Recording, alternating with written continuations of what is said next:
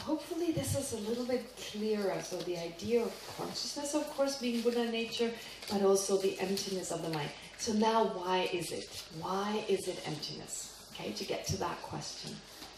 Any ideas?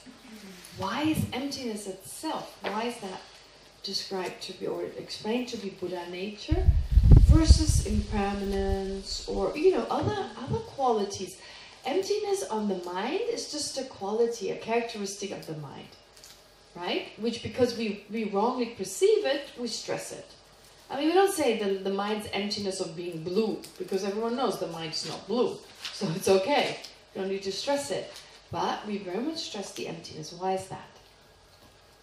As we said yesterday, not to fixate too much on the thing. We have the idea of Buddha nature and the qualities that it can develop. We can develop through it, or the Buddha developed, but we can develop. And not to fixate about, not in the Buddha, to think it's a fixed Buddha, not to fixate our mind, there's something fixed in the mind. We always have to develop, it's always changeable, and emptiness is always the possibility to change, to be interconnected with things. I don't think I said that because I think it's a really good idea, and it's a good reason. I don't think I had that idea. I think it's a very good reason. Nissim is saying that actually, of course, there are many other. Yeah, this actually basically comes down to this idea that when we hear Buddha nature, we feel that the object that is Buddha nature, such as the mind, that exists inherently because that's Buddha nature. But to also remind us that even Buddha nature doesn't exist inherently. That's definitely a very good reason. And it comes down to the reason that I think is the actual reason. It is the misperception. Oh, Leon. No, okay. No, No, first I want to hear yours. No. Go ahead. Now I want to hear it. I'm waiting 2 days.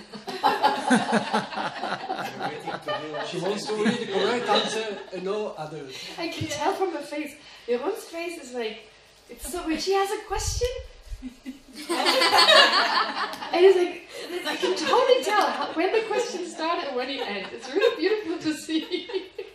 It was really nice. And I could tell she was the one who was most interested in the answer to this question. It's really sweet. Okay, what, I still want to hear what you have to say. Because I want to go through what you, I just, when you asked it, you specifically talked about why not impermanent. And I wanted to think with myself what's the difference between impermanence and emptiness. Very good. Very good. Good way to go about it. It doesn't end well. Starts well. Impermanence never ends well. Impermanence never ends well. Go ahead. So I think when you found your own wallet. So what I figured out that I think maybe emptiness, it doesn't depend on anything. It's always there. And impermanence, it's still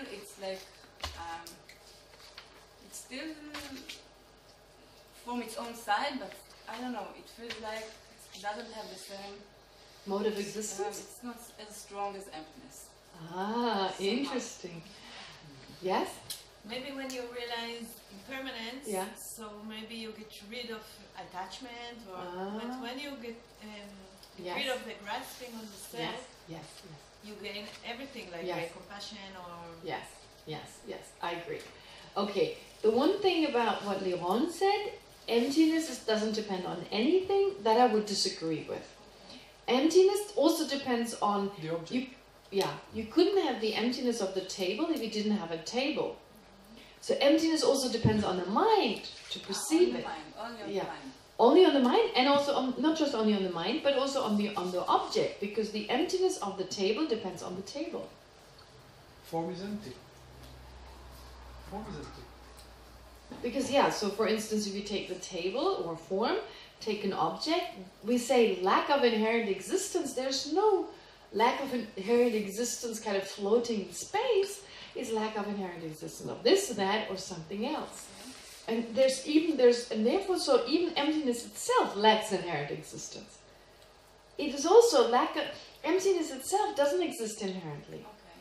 So this is really important, but what you're saying is still right, in the sense that it's more important than impermanence because of what you said. What's your name? Netta. Netta.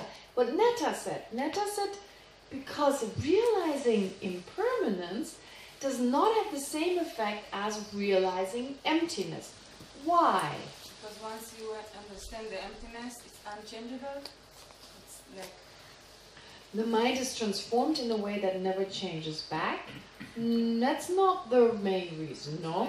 You're trying, I can tell. Very good. You're doing a really good job. But why emptiness versus impermanence? Why does emptiness get rid of the afflictions? Understanding emptiness gets rid of all the other misunderstandings, whereas impermanence doesn't. Why? Leo, did you want to try and answer that? Did you want to? I was thinking that each object has many characteristics. Impermanence and the emptiness, two of them. Impermanence is, in my understanding, very close to emptiness, but not that yet. And emptiness is. Let me just specify. Impermanence is very close to emptiness. Understanding. Yeah, that's what I would say. Understanding impermanence is very helpful to understanding emptiness. I agree. But only once we understand emptiness, we really can understand how things really exist, function in a correct way, not in a wrong way. Yeah.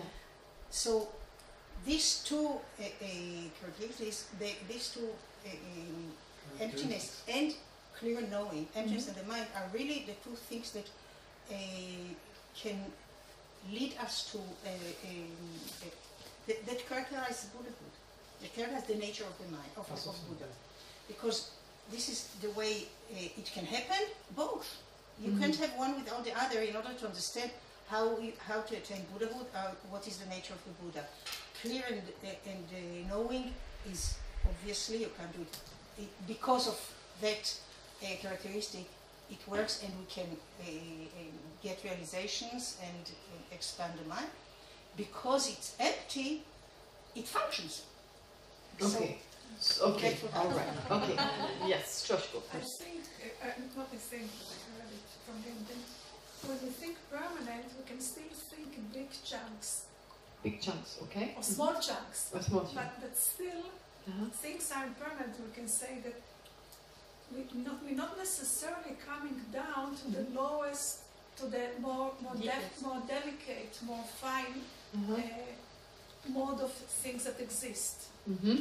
So we're not yet able to perceive emptiness. To understand how phenomena really exist just by understanding impermanence. Okay? Yes? Maybe impermanence is still in the cause and effect realm. Yes, and it is. Emptiness is not in the cause and effect. Why not?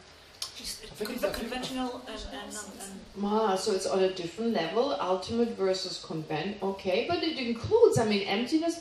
Without emptiness, you couldn't have cause and effect. You couldn't have impermanence, right? So in that sense, you could say it's still within that realm. But what you're saying is that emptiness includes phenomena that are both permanent and impermanent, whereas impermanent, of course, only affects or only concerns things that are actually changing moment by moment, whereas there are some things that don't change moment by moment. All that is true, but then you could say existence itself. That includes everything. And understanding existence itself is still not considered to be important. So, what is it? Yes? I will go with Shoshko's idea, I think. Maybe looking at it as impermanence, as looking at a specific timeline and understanding that something is changing or will change, and understanding that it won't stay the same.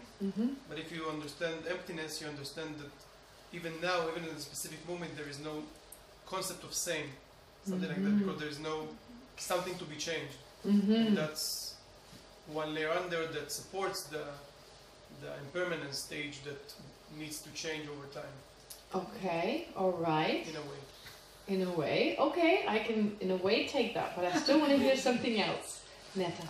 Maybe when you realize emptiness, so you realize the absence of things as they are not are, but then maybe you can experience things as they are. All the delusions are gone and you gain all. Okay. Why? Because impermanence is, I think, it's a very good method for the antidotes. Because you in a way, you see the things changes and all the things that it can work very nicely on disturbing emotions, but it will not uproot them completely. Ah, okay. What did Nissim say? Understanding impermanence is effective to shake the emotions, the negative emotions, but it will not uproot them. Why? What? Uproot them. It will not. Because it doesn't see the mode of existence the way the things are. Okay, but why? I mean, it does still with emptiness. With impermanence, you still understand how things are, at least impermanent things. But it is less deep because you don't see the interconnection, for example. But why? Why were you saying this? I still need to know why. Yes, go ahead. I'm not sure, but always, like the teaching is saying that you always teach emptiness with karma. And when I thought about both of the things, impermanence only means that things always change, but it's not necessarily means they have a direction to change towards something. And when I think about emptiness, and you think about emptiness in the context of becoming a Buddha, then karma comes in, because things does exist in the conventional way, even though they're empty. Yes, that's why true. Is that because of the laws of karma? Yes, so that's true. That's a very good point. Okay, connection. But I still want to know, why do we need to realize emptiness in order to remove the afflictions? Why realizing something else does not have the same effect? Why? This is the reality. But there's more than that. There's more realities than that. Things exist. That's also a reality. Things exist conventionally. That is also a reality. That understanding, that is not said to be as important as reality. You all know the answer to this. Come on. Of course we know, but we incline to this, but we're not saying the right words. You're almost there, and I'm pretty sure you all know the answer to this. When I say it, you go, oh. I think that even if I realize impermanence, maybe there's still something left thinking there is something inherent in there. Why? Because I didn't feel this. Yes. Maybe because when you understand emptiness, you take responsibility into your own mind and understanding that you come from within, and impermanence still applies that there is something out there that is changing. Why? You realize your subtle mind? I mean, all that is true with emptiness, you realize that, but what is the reason that we need to realize emptiness? It's most important to realize emptiness versus impermanence or something else. Yeah. All the delusions are based on this grasping. That's it. All the afflictions are based on the misperception of reality. That is the root cause of everything. The root cause, why do we need to realize things are impermanent? Because we perceive them to be permanent. Wrongly perceive them to be unchanging. Why do we do that? Because the underlying misperception, the real root cause, because we perceive phenomena to exist inherently, we perceive that which is impermanent to be permanent. We perceive that which is in the nature of suffering to be in the nature of happiness. We perceive the opposite in so many, but the real root, the real misunderstanding is holding on to inherent existence. If you think phenomena exist inherently, then the next perception you have as a result of that is they exist more solid, more concretely, and therefore they're permanent. So all the misperceptions arise from that root misperception. It's the underlying, it's the thing to really blame for all our trouble. So the root cause, that's it. So to understand that, if there's a basic misperception, to give an example, an everyday example, if you believe there's a monster in the closet, that gives rise to the thought, the monster will attack me. The monster will do such and such. It gives rise to all sorts of wrong views. So if I get rid of the view, the monster will attack me. That doesn't mean the other views will also go away. So I still need to understand the monster is not there in the first place. To understand it doesn't attack me, it will not spit on me, it will not do this, that, and the other. Understanding all these aspects, they all arise from Maya's visualizing a spitting monster. Sorry, just going to come up with a better example. So, if all my misperceptions, if you understand emptiness the more you understand emptiness, the more it makes sense that all our misperceptions arise from that. Because I believe there's something there, I believe that something will not change, right? I believe, just with the self, it's so typical. I believe there's an I there. And that I now is the same I this morning. And that's my sense of permanence. Because I felt there was the inherent I there, this controller, I feel it now, and I felt it this morning. And because they're so similar, to me they appear the same, I think the I is permanent. Not that I intellectually think I'm not changing moment by moment, I can believe that, but it feels to me that the I that came into this room and the I that's talking to you, they're the same. And if they're the same, there's no difference between this morning's I and this I, it means it hasn't changed because they're identical. So by implication, I'm saying my sense of phenomena existing permanent comes from my sense of something there being there, some essence being there, which is always there, and therefore it's permanent. So you see how it gives rise to that. And just understanding that the I is impermanent, it's already huge. But it doesn't tackle that root misperception. You have to go even deeper. And once that is gone, all the other misperceptions arise from it. If the root is gone, you can't have the rest. That is the actual reason. And that's why the lack of inherent... So I'm thinking, therefore, and this is just something you figure out on your own, we talk about the lack of inherent existence as on the mind, in particular, as being Buddha nature, because the mind on a conventional level, of course, the mind is that which becomes the mind of a Buddha. That is the main part that transforms, that has to transform. Right now, what we need to change is not the external environment, not our body. What we need to transform to have more happiness is the mental consciousness, because our happiness, our well-being, comes purely from the mental consciousness. Although we think it comes from external things, that's one of those wrong views. Again, being rooted in that basic misperception. So we need to change our mind. It's the mind that is changing. But how does this change? How is it possible? What do we need to understand? And why do we need to understand it? All that comes down to emptiness. Why can we change the mind? Because it lacks inherent existence. How can we change the mind? By realizing the lack of inherent existence. Why do we have to understand it? Because it's our misperception of that causes all the trouble. So therefore, those questions, why can our mind become the mind of a Buddha? The answer lies in emptiness. How can we change our mind to become the mind of a Buddha? It lies in emptiness, realizing emptiness. Why do we need to realize emptiness? Why do we need to realize it? Because the basic misperception of emptiness is responsible for everything that is not in the mind of a Buddha. For all the extra, the fact that our mind is coarse, the fact that our mind is full of obstructions, such as cognitive, that is afflictions, afflictive emotions, plus their seeds, plus their imprints, all that is because of the basic misperception. So you see, for three reasons, it is emptiness we need. Okay? And so that is also Buddha nature. The nature of our mind, the lack of inherent existence of our mind, right? That is what makes emptiness, what makes enlightenment possible. That's the main reason. But also realizing that in order to uproot the idea that our mind exists inherently. Only then can we reach the state of a Buddha. So the way we've already answered it before, if you like, but just putting those two together. That's why we call emptiness Buddha nature. Does that make sense, Neto? You had a question, A bad question. A what question? Bad. A bad question. Okay, let me hear the bad question. I'm curious. Buddhism has an explanation. Why all this? Why are we afflicted? Yes. No. Why there is the need for all this gain, to be in ignorance and to gain Buddha nature?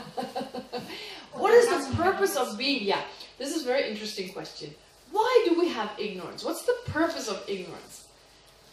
No, it's not only that. And why do we then therefore need to become a Buddha, right? Why all this gain? Not just why there is ignorance. Right. This gain that we are ignorant and we have to become a Buddha. Okay, number one, we don't have to. We don't have to anything. It's very important. We don't have to. It's up to us. If we feel like Buddhahood is a nice thing to achieve, I want to be a Buddha, this is the full potential of my mind, then we can choose yes or no. We don't have to. It's just an option. Potential. Why this whole game? Why is this? What do you mean all these games? No, but I understand what she's saying. I understand what it's saying. What's the whole meaning of this? Like, who made it? It's almost like, who made us the ignorance? Where did it all start? And now we're here. We're in this big balagan. Who's responsible? You know, at least you have an apple that you're not supposed to eat and you eat in the end, and that's where it starts in the Bible, right? I mean, in Christianity, I don't know, in Islam, do they accept the same idea? Yeah. Okay, great. 3 religions based on an apple. It's only based on the Judaism. Judaism monotheism. Right? In Buddhism, you don't have that. It's all beginningless, right? But honestly, you also have that in Judaism and Christianity and so forth. Because what is the beginning to God? Exactly. Where did God start? Can't positive beginning. So in the end, beginninglessness you come up with.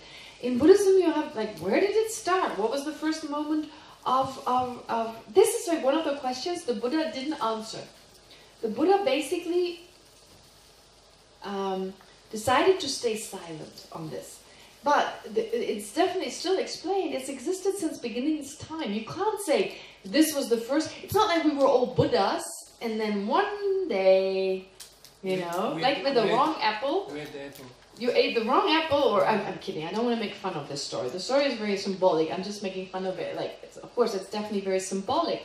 But I'm trying to say it's not like we blame some. We cannot say it was that, because otherwise we were pure first and we became impure. That means you're a Buddha first, and then you become a non-Buddha, and then you become a Buddha again. Well, you've already been there. You've lost it. Well, why would you try again? Because you could lose it again, right? That's one problem.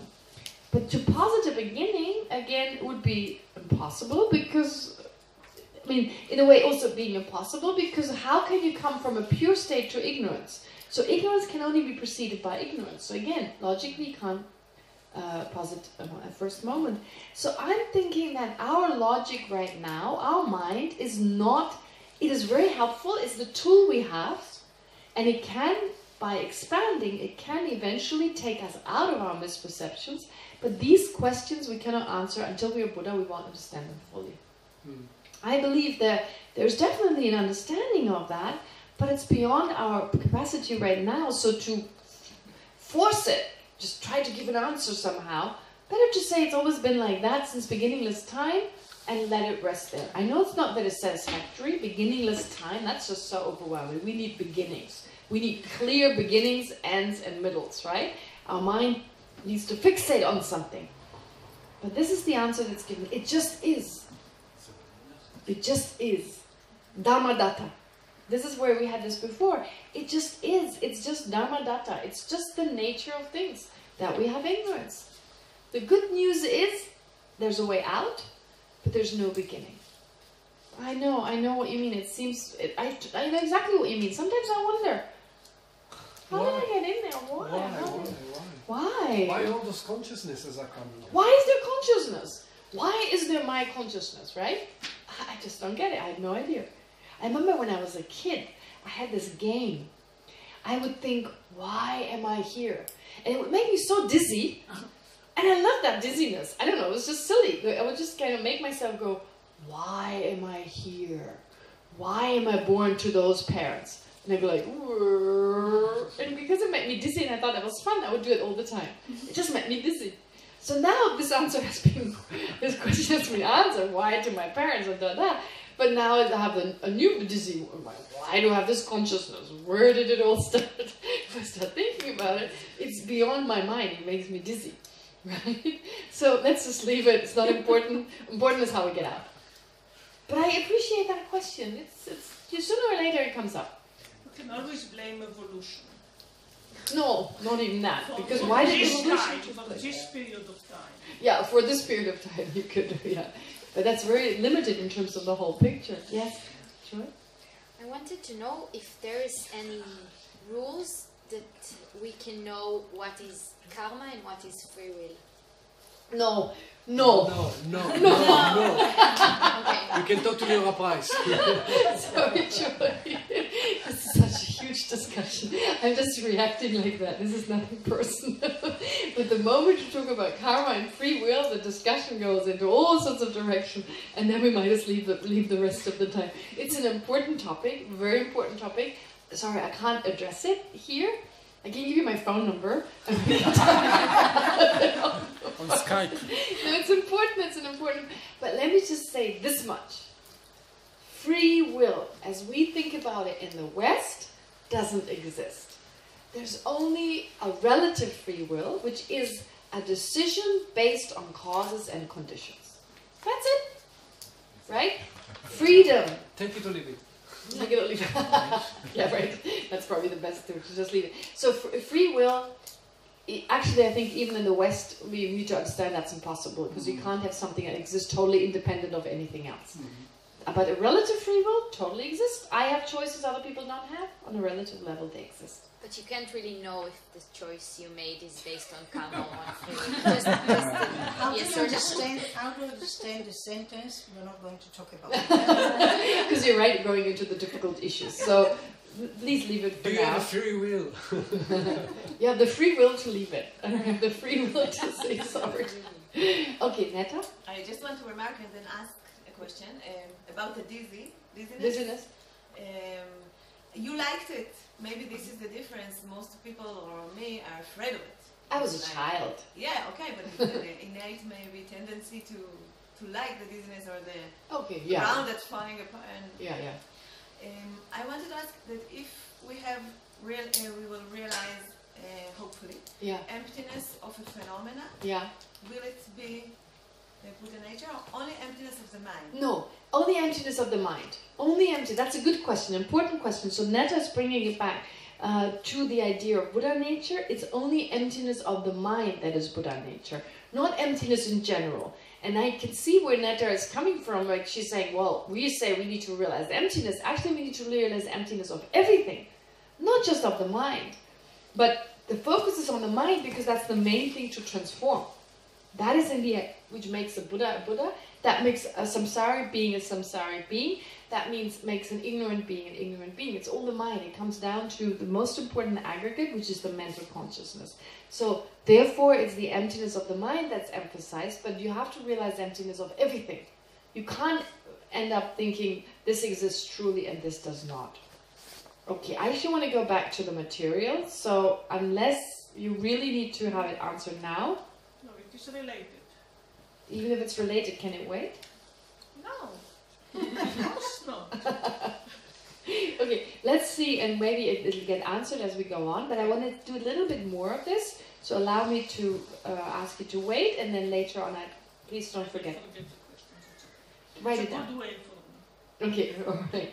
Okay, let's go back to just, because this was most important for you to get a sense of the impermanence, of course, the lack of inherent existence of the mind.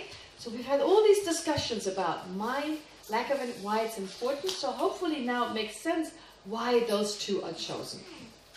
And so very quickly I can go through the rest because we've basically done everything.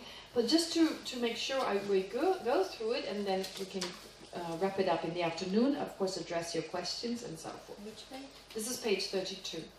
So here in the Sublime Continuum, I talked about Uttara Tantra. I gave you that whole explanation. We started off with this. We'll speak of, or at least Maitreya, he talked about lack of inherent existence as a hidden treasure. The lack of inherent existence of the mind is Buddha nature because it's like a hidden treasure. Versus consciousness is like a fruit of a tree, like a mango. Okay, like a mango. Why? Why is emptiness like a hidden treasure?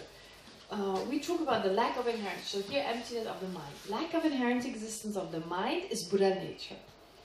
And it's like a hidden treasure. Why? Because it's so, and again it gives us a better sense of why it is Buddha nature. It's a treasure because understanding it is the way out. Understanding emptiness is the way out of the trouble we're in right now. Secondly, it's a hidden treasure because it's not obvious to us.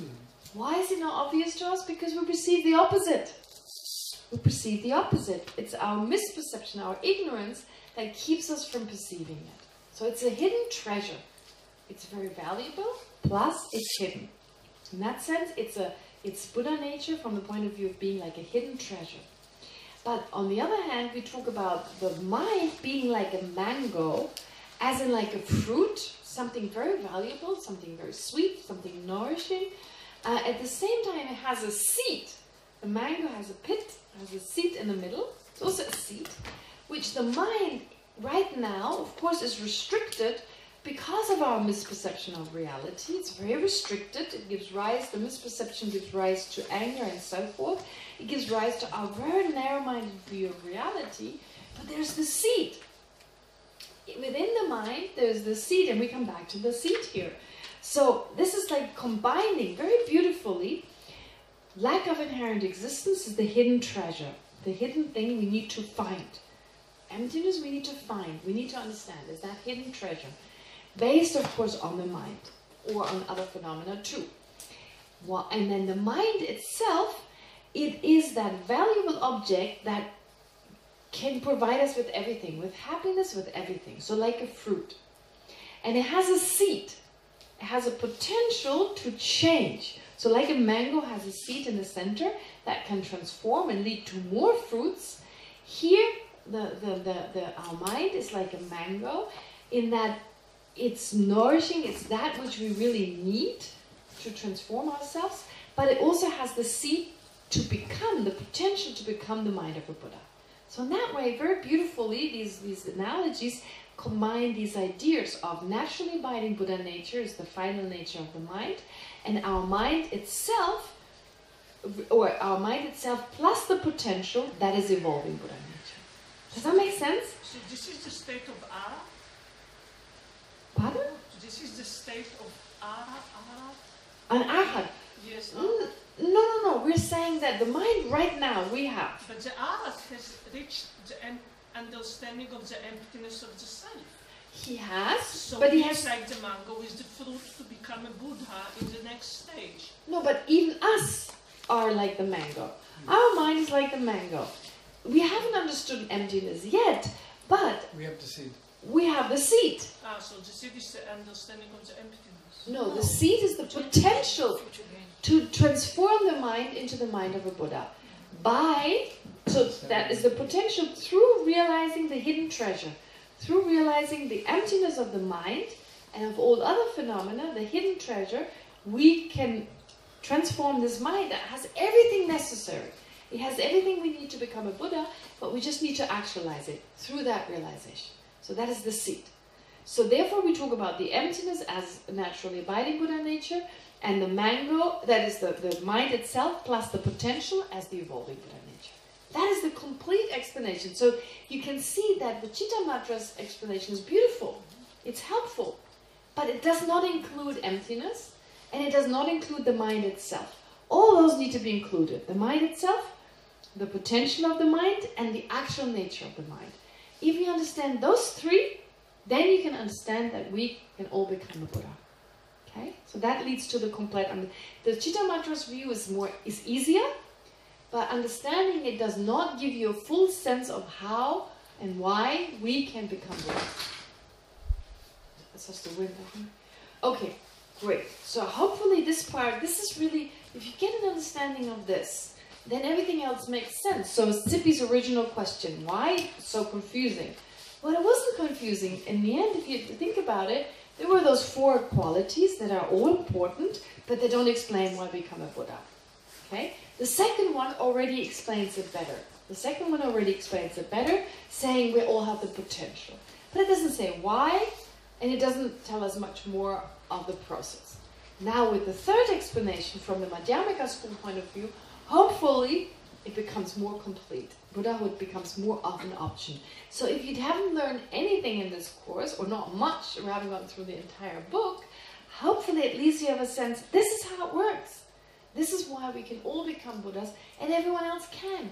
And no matter how obnoxious, how low we feel about ourselves, first of all, and how obnoxious others are, we can possibly see beyond that, go deeper, and at least see the possibility of this incredible change. So no reason to feel low about ourselves, to beat ourselves up. Even to feel guilty doesn't make sense. Right? Guilt doesn't make sense. All these exaggerated views we have of ourselves don't make sense because those are just temporary states that we're focusing on. Deep within, nothing of the things that we think are true actually exist there as in the nature of our mind, and we can relatively easily access that nature. So there's nothing to feel low about, basically. So that is in relation to our own perception, and of course with regard to how we perceive others. It's not that easy, but it takes time. But if we really think about this deeper, then what we see as negative in the other person, it just becomes a peripheral. Remember the word peripheral? Like a secondary, it's an adventitious. It's there, it colors this person, but it's really not what's underneath it. And so it's much easier to generate respect for a person. And what's so beautiful, however obnoxious someone is, if we can generate respect and a closeness towards the person, this person reacts usually likewise. Oftentimes, if a person feels taken serious, obnoxious people are recognized as obnoxious by lots of people. It's not like I'm the only one. Usually, and so they're in a terrible state, actually. They want to be appreciated. They want to be respected. But the only way they can bring this attention towards them is being obnoxious. And they're making it worse and worse, right? People with low self-esteem, oftentimes, they have to put themselves in front of other people. Not everyone, but that's just one technique. That's one non-skillful technique to be recognized, to be respected. We all need that. We all want that. But we unfortunately don't know how to do it. So the beautiful thing is, this is just how we are dependent on each other. If you treat someone with respect and with a care, they feel it and they calm down. And then usually, have you ever noticed when someone is really angry with you and you go up to them and you say, I'm really sorry. Whatever happened, I'm sorry. They can't stay angry. Have you ever noticed? Right? They're like, wah. And without being like an idiot, like saying, sorry, that's stupid, right? But just saying, look, I don't know what happened. I'm really sorry. Whatever, it just, something went wrong. I don't know. You're just really totally honest. Oftentimes they say, oh no, I'm also sorry. I'm sorry. They usually, in many cases, they calm down. Because of our reaction, it doesn't give them fuel to keep the anger. If I'm also angry, it fuels their own anger and it gets stronger. But basically, I believe, and this is what you see with His Holiness the Dalai Lama, he's treated very beautifully by the most obnoxious people because he's able to kind of tap into this person. It's like you feel deeply accepted and loved for who you are. That's how you feel. And so, most obnoxious, arrogant people, you see them with His Holiness, he holds their hands, The first thing you do. Pardon? The first thing you do, he takes his hand. He takes your hand. Come on, you have these serious big guys, and they're holding your hand with His Holiness. But you can see on their faces, they're just totally touched. So this all breaks away. All that superficiality. I'm this big guy. I don't know how Trump would react, whether he would His Holiness. Maybe it takes a little bit more to break through. But he will tweet something. Surely. But the point is, His Holiness goes deeper. He accesses something that we all have. In a way, it seems to be that His Holiness accesses some deeper level of a person. And it's really, this is why a lot of people, when they meet His Holiness, they start crying. They don't start crying because they're unhappy. There's an emotion there, they don't know how to deal with it. Usually, if there's an emotion that is overwhelming, that is different to anything we know, we start crying. If we're very, very happy, we start crying. When we're very scared, we start crying. When we have a lot of pain, any strong emotion, we start crying. Because we don't know how else to react. That's just basic psychology. So, likewise, if His Holiness looks at you or talks to you, a lot of people feel this deep emotion. He touches something within you. You didn't know that existed. And I'm not making it up. I met once this German guy. He was just a German guy. He didn't know who the Dalai Lama was. He had no idea. So he was not projecting.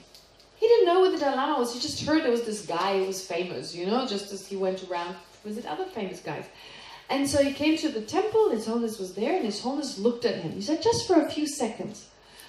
And he said he doesn't know what happened. He touched something within himself so deep, he started crying like a baby. He said, what just happened to me? He met me on the street. He was German. He realized I was German. He's like, let's have some tea. I have to ask you something. He was deeply disturbed by him starting bawling, you know. And we had this conversation. It was so interesting for me because usually we associate his homeless already with something, so we don't know whether they're projections or not. But him, it was purely. So I believe he looked past the superficial kind of way, his collage of who he was, etc. And he looked deeper, and he was able to access this Buddha nature, if you like. And he became aware of it, and it touched him so deeply, he started crying. It was so emotional. And that's what these lamas do. They put you in touch with your own Buddha nature. And so if we learn about this, we can look at other people also in that way, and we don't have the same effect on them because we're not lamas. But we can still kind of look past it and access something. And people, I believe, feel that they're really accepted for who they are. And right away they calm down, and they don't feel threatened by you. It's really beautiful. So this is one way. If you want to generate love and compassion towards others, also understand that there's everything that you see about them is totally superficial. It's like a crust of mud, and there's so much underneath it. And if you go beyond that, then your emotional state to them will be such that they can show that side of them. And right away you have a good relationship with them. Okay? It's really hard for them to be as obnoxious. So try it with a person you find really difficult, your neighbor or someone. Try to see beyond their constant bickering and so forth, and rather go a little deeper and see whether you can make that connection. Because if we want love and compassion for all sentient beings, minus the neighbor, right? There's already... Yes? What helps me is that I think that that's what they can do. That's how they can react. That helps me. That something with the neighbor and tell, okay, that's what he can do now. That's also beautiful. That's beautiful in the way what I addressed was the innermost nature. What's your name? Amir. Amir. So what? Amir? Amir, yes. Amir is like Amir Khan. Yes. In India, my name is Amir Khan. Your name is Amir Khan. Okay. In India. So in India. So Amir, what Amir is saying that what helps him is to think that's all they can do right now. They can't help it but to act in that way. That's another very beautiful way to deal with the mud around them. That's where the mud comes from. They can't help it. So all these ways of acting, they just can't help it. The causes and conditions for them were such that they're caught in that certain behavior. But my difficulty is with me. So when I'm sad about something because of me, now that's hard for me to... That's very interesting. It's very easy to forgive others for their shortcomings, but it's very hard to forgive ourselves. Good point. Very good point. Well, it's the same thing. I mean, to give you the bad news, the reason we feel bad about ourselves is because we're just a little bit more important than everyone else. Right? I mean, I'm not kidding. I'm not saying you are, but this is my same difficulty. I am. Right? I feel the same way. So I cannot forgive myself a failure as much as I can do my neighbor. And I always usually say that jokingly, but I say it because I know from my own experience. I consider myself to be more important, therefore I have to be better. I need to be perfect. No one else needs to be perfect. I do. So you see how this game of our mind, it's like this misperception of the I leads to a sense I'm a little bit more important and therefore I need to work harder. I need to be better. I need to be free from faults. And if I'm not, I'm more angry with myself than with others. It's totally natural. But there, again, you need to apply the same techniques. Underneath it, you have this pure, wonderful nature. The ability to love and be loving and be compassionate and have all the wisdom. But right now, there are causes and conditions. You can't help it. It's like that. So just accept it. It's okay. But there's room for improvement. So for now, it's causes and conditions. We're not like that naturally. It was causes and conditions, partly we created, mainly we created, others created, but they were created, they're there, we can't wish them away. We can only slowly apply other causes and conditions to bring forth changes, right? So if you don't like the sprout that grew out of a seed, You can't uproot the sprout. You apply other causes and conditions to gradually change it. So you can't wish it away. It's there. Accept it.